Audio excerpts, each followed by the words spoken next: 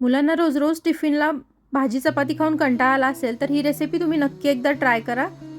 याच्यासाठी तुम्हाला लागणार आहे फाईन चॉप केलेलं गाजर हाफ कप, छोट्या छोट्या क्यूब्समध्ये कट केलेलं पनीर 1 कप, त्यानंतर कोथिंबीर, एक कांदा बारीक चिरून, त्यानंतर 1 टीस्पून आलं लसूण पेस्ट, 1/4 टीस्पून गरम मसाला पावडर, मीठ चवीनुसार आणि एक ढबू मिरची फाईन चॉप केलेली। पॅनमध्ये आधी आपल्याला बटर किंवा तूप घ्यायचं आहे, त्यानंतर त्यामध्ये कांदा घालून थोडासा परतून घ्यायचा आहे, त्यानंतर गाजर घालायचे आहेत आपल्याला आणि त्याच्यामध्ये आपल्याला गरम मसाला पावडर, मीठ आणि आलं लसूण पेस्ट घालून थोडंसं परतून घ्यायचं आहे।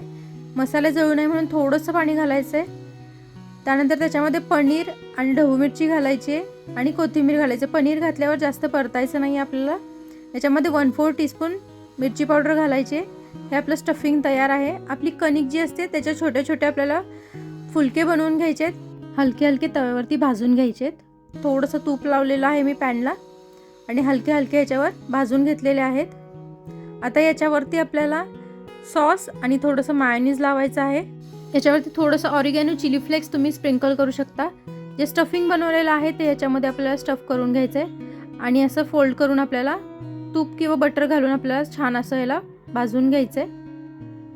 असं थोडंसं प्रेस करून आपल्याला भाजून घ्यायचं आहे। तुम्ही बनवून खूप छान बनते ही, टेस्टला तर खूप छान लागते। तुम्ही ही रेसिपी नक्की एकदा ट्राय करा आणि पेजला फॉलो करायला विसरू नका।